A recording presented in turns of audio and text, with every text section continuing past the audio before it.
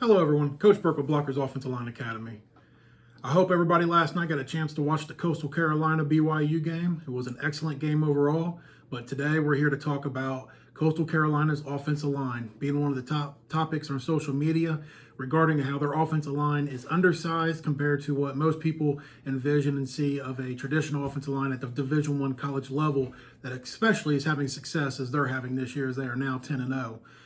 Please stay tuned. Make sure you subscribe to our channel and press that like button if you like the video as we go through and we break down Coastal's offensive line and play an offensive line as an undersized offensive lineman.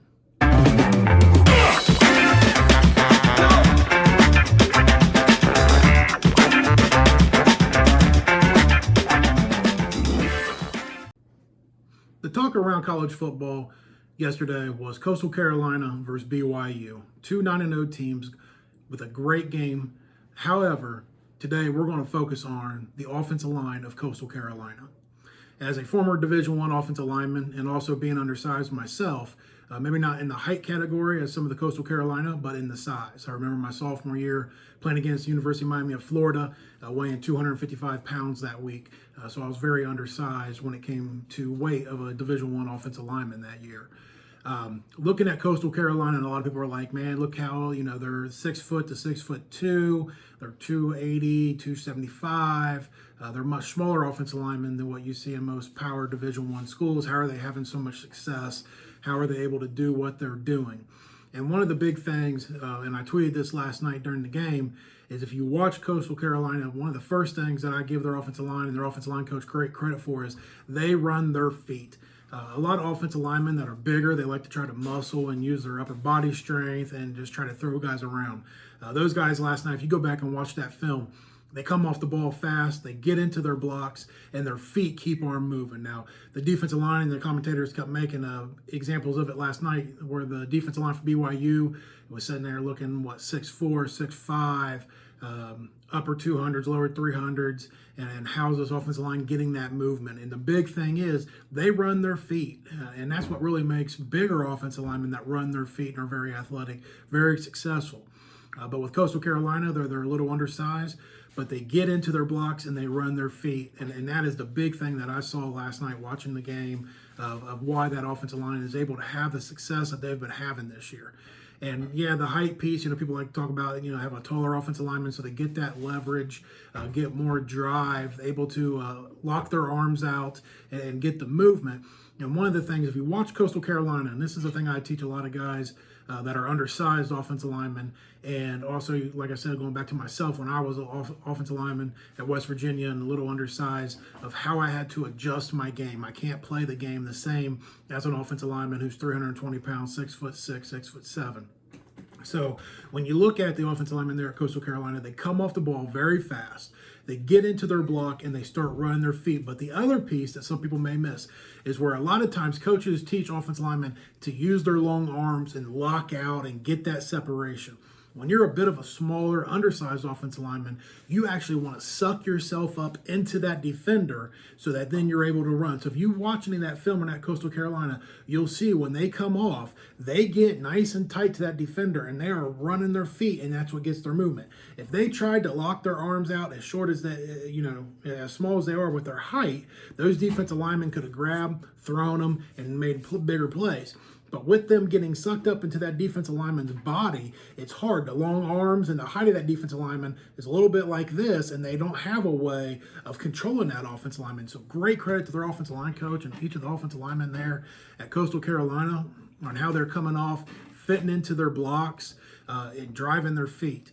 The other thing is, at West Virginia University and being coached by Rick Trickett, one of his big things was he didn't really look at the height of the player. Dan Moses, who was our starting center and left guard during my times there, ended up winning the Remington Award, was 6'1", a much shorter guy.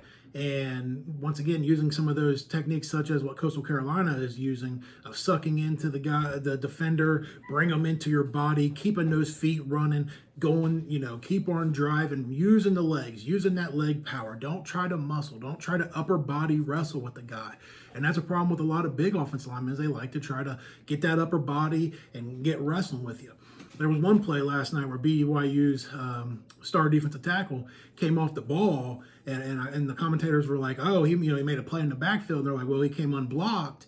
And they didn't block him. And then they start talking about, well, look, he's got his head down. And what he was doing was he was doing everything he could to get his pad level lower, because those shorter guys did have that advantage of getting down and getting lower. So if he barely came up, they were able to get underneath of him and get great movement with it. So that's a thing of when you have some of them shorter offensive linemen and they're taught properly on how to get their body sucked into that defender, keep those feet running, don't try to muscle, don't try to over strain it here or there. They're able to have that success that they're having.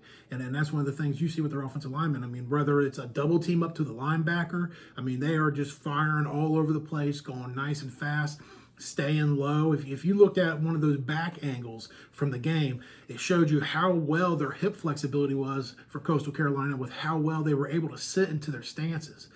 They didn't have their butts jacked up. I mean, they were down, nice and coiled like that spring, nice and low. And when that play went, boom, they took off and they went and they fed up on that defensive lineman and they would drive and get him moving. And it was a piece of art. I mean, that is a true piece of art last night, what we were able to see watching that Coastal Carolina BYU game for Coastal Carolina's offensive line. And as a former offensive lineman and offensive line trainer and coach, when I watch games, that's the main thing I watch is offensive line. And the one thing that I truly love is watching an offensive line who run their feet and they don't try to muscle guys to where they get up and get stalemates. And usually when we do that, the defensive lineman wins, unless you are, one of those freak size 6'6", 6'7", 6'8", 320, 340 type of offensive lineman that you're just so big and you take up so much they can't see around you. All right, but most offensive linemen aren't that size. And then especially when you're looking at the high school ranks. And when I coached offensive line here at the high school level, my first couple of years, I had very short guys. I mean, I'm talking 5'8", 5'10", and we were playing teams like East St. Louis, Cincinnati Moeller, Cleveland St. Ed's, and you had to go against these bigger guys, and it was how can we adjust to make sure that we still have a chance. And that was a big thing. I'll never forget. We were playing East St. Louis at the Herb Street Classic that he used to put on down in Cincinnati, Ohio. And the defensive end for East St. Louis was a Division I player. He was like 6'6", 6'7". And my left tackle was maybe 6'1". And he's like, Coach, I'm doing everything I can. And I'm like, just keep doing what you're doing, because he would get his hands in, get sucked up to the guy, and the guy would sit there and try to get into a little wrestling match with him, and he was able to get the movement on him and stay in front of him on pass plays that allowed us to prevail to win that game. And, if I would have said, lock your arms out, move your feet, those types of things, I feel we would not have had as much success as we did with him using some of those techniques that a smaller offensive lineman has to use when they're undersized, whether it's by weight, whether it's by height. So it's one of those things where each lineman, and I'm a firm believer, you have to train each lineman a little different. The footsteps and how you're working and so forth is the same, but how you fit up into a block and then what you do once you're in the block could be a little bit different. If I'm taller and I got longer arms, I can lock out when I'm going against that shorter guy. But if I'm shorter, I got shorter arms, I need to get sucked in close to him, so him and I are right on top of one another. So now his arms and his strength has nothing to do to be able to beat me. I have full control at all times during that block. And that's a thing I just thought was a great piece of art last night with Coastal Carolina, and then watching their offensive linemen, and kudos to them for their hard work and coming off the ball. It reminded me a lot, like I said, of my time at West Virginia with us running the ball, being number 2 in the nation in rushing, just right behind Navy. And, it was a thing of art watching us there running the zone. And the big thing was learning how to control our bodies, fit up in the defender, and continue to get that movement regardless of our size. And especially there in the early 2000s when we were playing Virginia Tech and the Miamis and the Boston colleges, they were all much bigger guys than us, much stronger, taller, and we had to be able to adjust some of our techniques, which is a great thing our coach taught us to make sure we were successful in those blocks. And that's the thing I really see down there at Coastal Carolina, is their coach is really coaching them up, and those kids are taken to that coaching, and they're doing what they're told to do. do, and they're getting that movement and making them very successful and very entertaining to watch as a fellow offensive lineman. You really got to appreciate what they're doing week in and week out during this season and the success that they're having. And once again, it was nice to see that even when they play against the bigger guys, when they play against the BYU, I remember when we played against Wisconsin and everybody talked about, a Big East team coming in playing against a Big Ten team.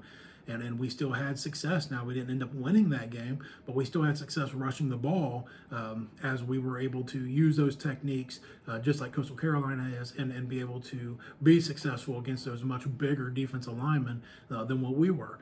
And same thing with Coastal Carolina. I mean, the defensive line was much bigger than them last night with BYU, but they used their techniques and they went 100%. And the main thing is they ran their feet. And I tell the kids all the time, run your feet.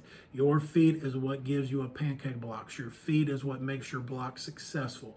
It's not the upper body strength. It's not grabbing a guy and throwing a guy inside or throwing a guy outside. It's hook up, get into their body, and run those feet.